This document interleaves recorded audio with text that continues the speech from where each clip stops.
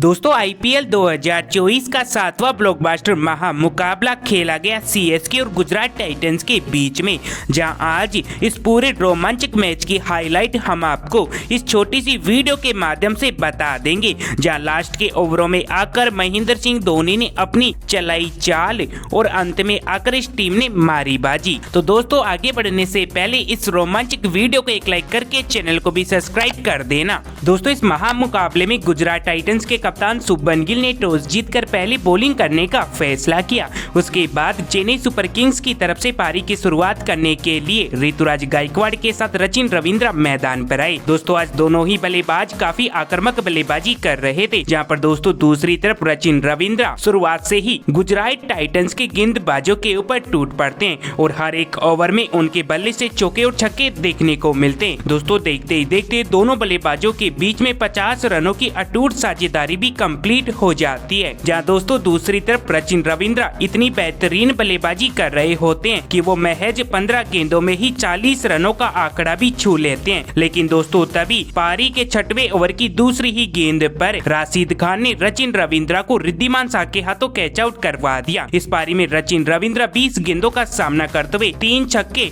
और 6 चौकों की मदद से 46 रन बनाकर जाते हैं। उसके बाद मैदान पर अजिंक्य रहाणे आते हैं। फिर दोस्तों यहाँ से दोनों बल्लेबाजों ने धीरे धीरे करके टीम के स्कोर को आगे बढ़ाया, जहाँ पर दोस्तों दूसरी तरफ ऋतुराज गायकवाड़ भी काफी बेहतरीन बल्लेबाजी कर रहे थे। फिर दोस्तों अजिंक्य रहाणे और ऋतुराज गायकवाड़ ने मिलकर चेन्नई सुपर किंग्स के टीम को 100 रनों के पार पहुंचाया। लेकिन दोस्तों तभी पारी के 11वें ओवर की पहली ही गेंद पर अजिंक्य रहाणे विकेट कीपर के हाथों कैच आउट हो गए। इस पारी में अजिंक्य रहाणे 12 रन बना कर गए। उसके बाद शिवम दुबे मैदान पर आए। फिर दोस्तों यहाँ से शिवम दुबे और ऋतुराज गायकवाड़ के बीच में हमें काफी बेहतरीन साझेदारी देखने को मिली, जहां दोस्तों दूसरी तरफ ऋतुराज गायकवाड़ अपने 68 के करीब पहुंच चुके थे। लेकिन दोस्तों तभी पारी के 13वें ओवर की तीसरी ही गेंद पर स्पेंसर जॉनसन ने ऋतुराज गायकवाड़ को भी रिद्धिमान शाह के हाथों कैच आउट करवा दिया। इस पारी में ऋतुराज गायकवाड़ 46 रन बना कर गए। उसके बाद शिवम दुबे का साथ देने के लिए डेरियल मिचेल मैदान पर आए। तो वहीं दोस्तों दूसरी तरफ शिवम दुबे भी काफी तेजी से रन बनाने लगते हैं, जहां पर दोस्तों इनके बल्ले से हमें काफी लंबे लंबे छक्के देखने को मिलते हैं, जिसके चलते दोस्तों शिवम दुबे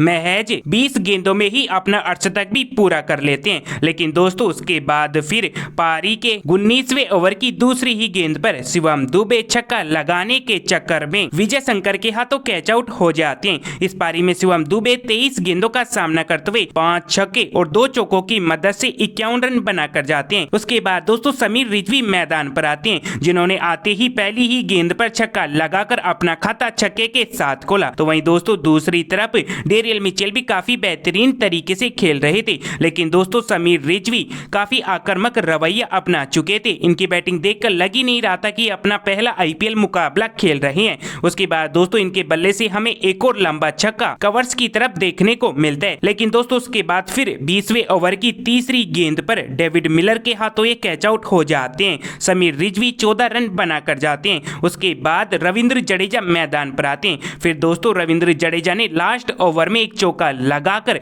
चेन्नई सुपर किंग्स की टीम के स्कोर को 20 ओवरों में 206 रनों के पार पहुंचाया। दोस्तों गुजरात टाइटंस की तरफ से राशिद खान ने सबसे ज्यादा 2 विकेट्स चटकाई। उसके बाद दोस्तों इस लक्ष्य का पीछा करने के लिए गुजरात की तरफ से कप्तान शुभमन गिल के साथ रिद्धिमान शाह मैदान पर आए। बाद दोस्तों दोनों बल्लेबाज काफी सावधानी के साथ बल्लेबाजी करते हुए नजर आते हैं। लेकिन तभी दोस्तों पारी के तीसरे ओवर की 5वीं गेंद पर दीपक चहर ने शुभमन गिल को एलपीडब्ल्यू आउट कर दिया। इस पारी में शुभमन गिल 5 रन बना कर गए। उसके बाद साई सुदर्शन मैदान पर आए। तो वहीं दोस्तों दूसरी तरफ रिद्धिमान शाह काफी बेहतरीन बल्लेबाजी कर रहे थे और इनके बल्ले से हमें काफी शानदार करारे वाले चौके भी देखने को मिल रहे थे। लेकिन तभी दोस्तों पारी के 5वें ओवर की तीसरी ही गेंद पर दीपक चहर ने रिद्धिमान शाह को तुषार देशपांडे के हाथों कैच आउट करवा दिया। इस पारी में रिद्धिमान शाह 21 रन बना कर गए। उसके बाद विजय शंकर मैदान पर आए।